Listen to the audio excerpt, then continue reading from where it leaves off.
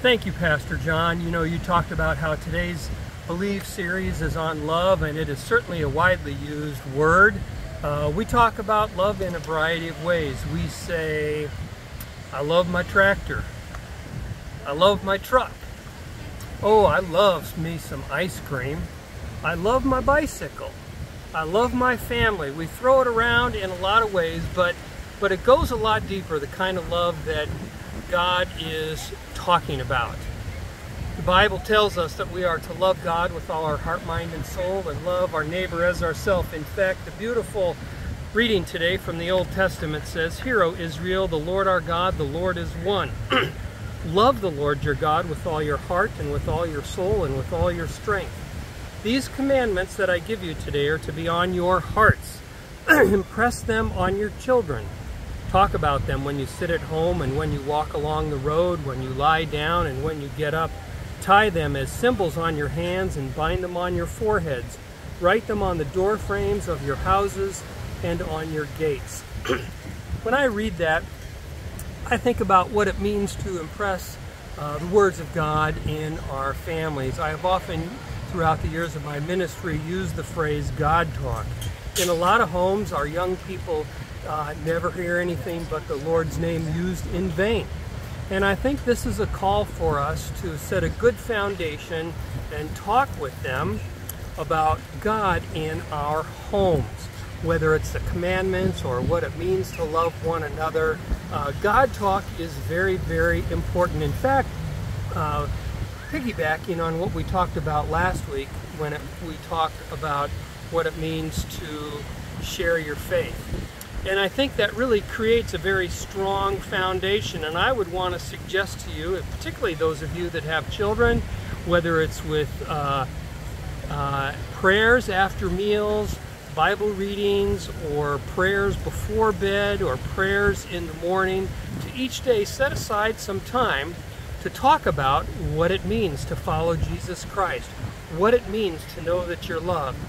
You know, we're out here on the beach today and it's beautiful out. I'm not lying. I'm from Minnesota and the wind chill there is below zero today, so I am enjoying it. But there are thousands and thousands of people out here, and my heart aches for them. I don't know how many of them know that love of God, that agape love that Pastor John had talked about. And that's what we are to be about as Christians, whether it is with our family, building a strong foundation for our children, or with people in our community, to move beyond just loving our tractors and our trucks and our bicycles and our ice cream, but to move beyond that and sharing this incredible love of God.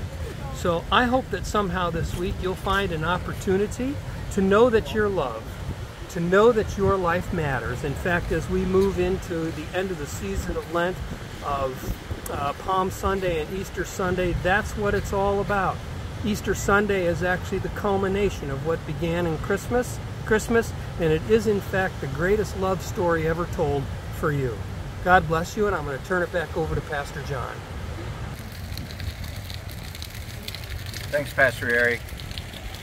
You know, it's interesting when we think about love, and as I was listening to Eric talk, a very good message, by the way, Pastor Eric. He's retired now, but I'm making him work. Thank you for that. But, you know, we were talking, there's so many different ways to understand love, and some people think love is kind of doing everything for the other person. It's almost like a doting grandmother or something. That love can almost be overbearing, and your grandchild has to do some of it on his or her own. And others say, well, love is letting a child figure it out for him or herself, and I think there's truth in all of that, so we have to figure that out.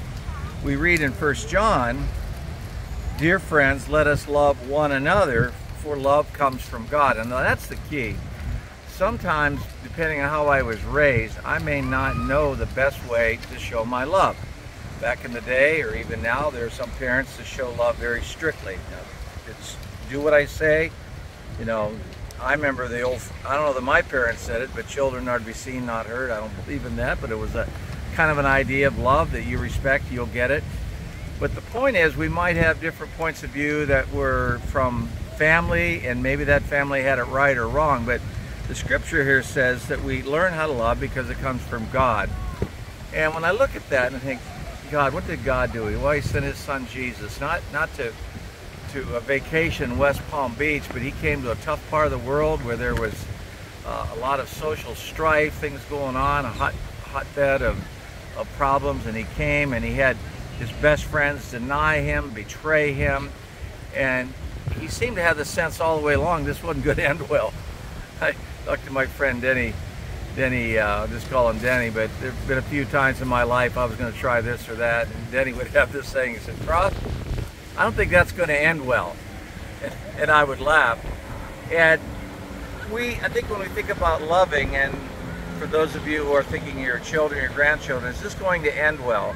I know some of you grandparents have shared with me your grief and sorrow because you see grandchildren going through things. Maybe they've lost their way. Maybe they're spending too much time on the screen. Maybe they're comparing themselves with others and they feel unworthy, whatever it might be. But the key is, again, where do we learn love? We learned it from God. And how do we best get to know that? Back in the Old Testament, as in the Shema, as Eric talked about, that was, wear it, put it on your doorstep, wear it on your heart so everybody sees it. But in the New Testament, we look at Jesus. And Jesus walked all the way to the cross. We're coming up. This is this will be for the 19th. In 2 weeks, we'll have Palm Sunday, and coming up on Good Friday and celebration of Easter. But I think in these next 10, 12, 14 days, as we follow the scriptures, we are going to get a tremendous sense of what love is. And I just want to end with this, that you folks at Selbu have really shown me love, who came, off the bike trip and from all kinds of interesting places, but you didn't know much about me, but you did know that I came from the shepherd, and that Jesus was my Lord, and the rest of it we worked out. So God bless you all. Thanks for putting up with sunglasses, show you my bad hair day, and I hope that you've all been blessed by this time. And thanks to Pastor Eric Walbolt, my good buddy. Bye-bye.